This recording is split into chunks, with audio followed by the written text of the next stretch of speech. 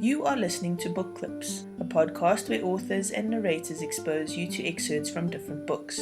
You can find the show and more by searching for The Lesbian Talk Show on iTunes, Podbean, or Stitcher. Tread Lightly by Catherine Lane.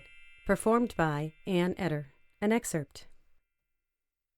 Oh, good, you got my message.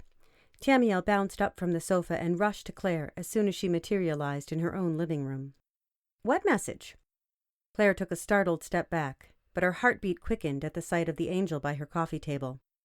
The come home one. Claire frowned and thought back to the moment she had decided to skip medical. That was you?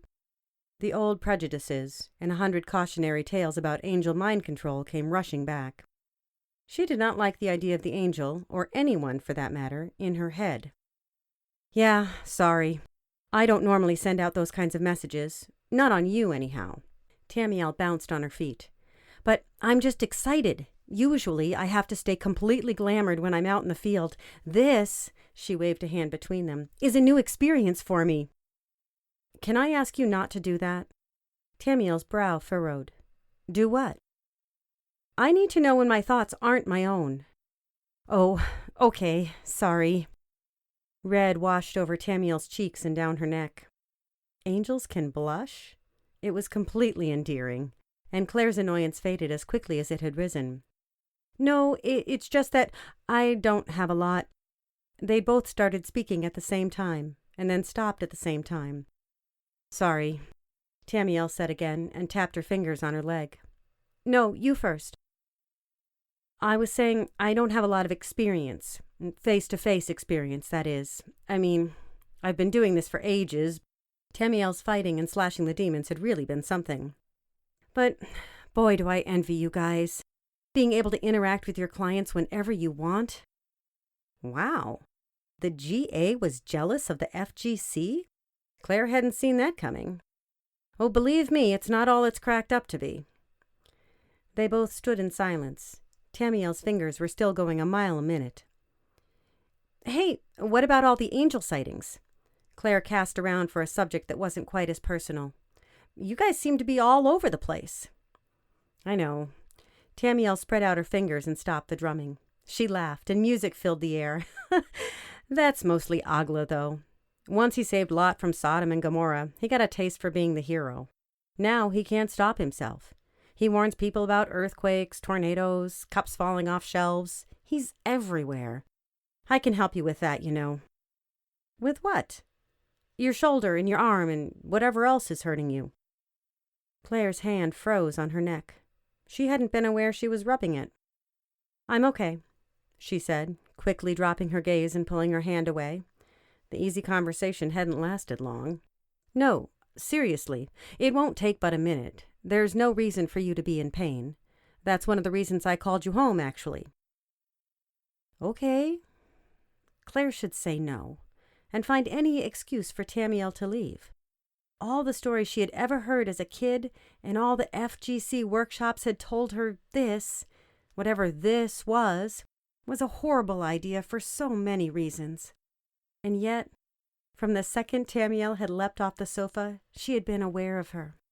The adorable way she tilted her head when she was nervous, the fresh pine and lavender in the air, the energy that seemed to drag her closer, as if they were dual stars orbiting each other. Claire went still, as Tamiel slid her sunglasses to the coffee table and moved to her side. She glanced into the angel's eyes. The burning flames were not the raging inferno of battle. Instead, their heat was warm and comforting again, like a hearth on a cold day. She was so close. All Claire had to do was raise her hand and they would be touching. The thought had barely taken root before Tamiel moved around to her back. Tamiel's gentle breath circled her neck, and Claire licked her lips, waiting for her fingers to follow. The touch in the alley, although brief, had been so soft. What would this one be like? Her fluttering nerves turned jagged as nothing happened. I don't know. I think your top might be stuck. Claire closed her eyes and swallowed hard. On what? The wound. The demon did a real number on you. The blood and the top, they've all kind of dried together into a big mess. She chewed on her bottom lip. The encounter had started with such promise. "Maybe I can take it off," Tamiel said. Claire's heart jumped. "Or at least the sleeve and these parts around here." Claire had no idea what she was pointing to, and if she agreed, she might be half naked in under a second. That was a little quick in her book. The fluttering in her belly, however, urged her forward. "Okay," she said. Excitement and fear surged through her veins. Tamiel's concern might just be the kindness of angels. Who knew if they even had relationships? But Claire had sensed an energy that was electric between them since the alley, really.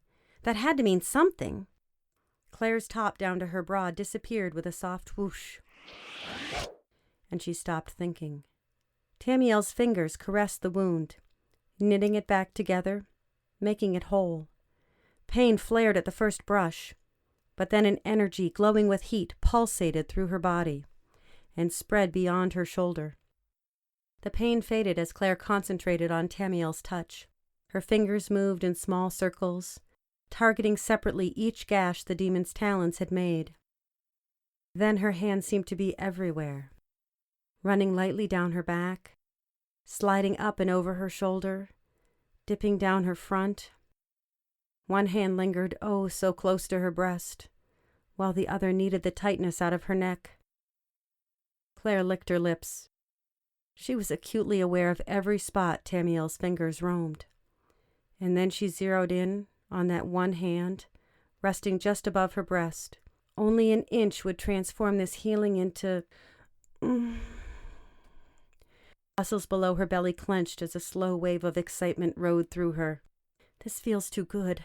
I shouldn't. I can't help it." Just as she gave in to the feeling, the warmth coursing through her body shifted to coolness, and then to nothing. Tamiel's fingers lifted off her shoulder. "Better?" Tamiel asked as she took a step back. Claire felt the loss of the angel's touch to her toes. She breathed in deeply, trying to find her equilibrium again. "Yes."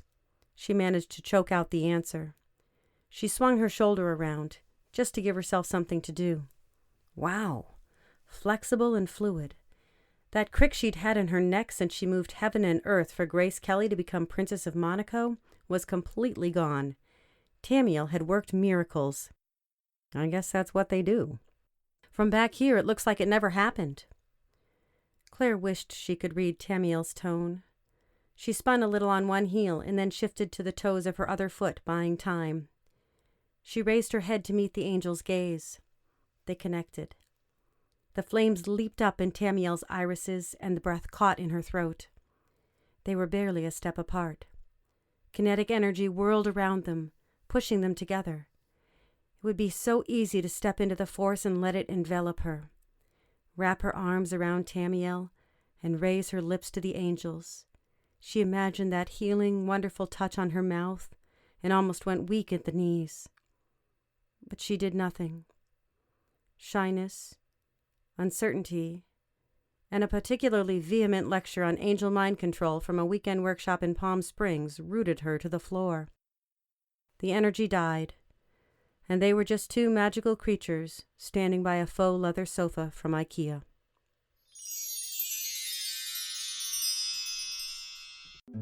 This was an episode of Book Clips. Check out the show notes for more on this book. And it would be great if you would rate the show and subscribe to the Lesbian Talk Show podcast channel for more woman-centered content. If you are an author of lesbian fiction, then send us your reading.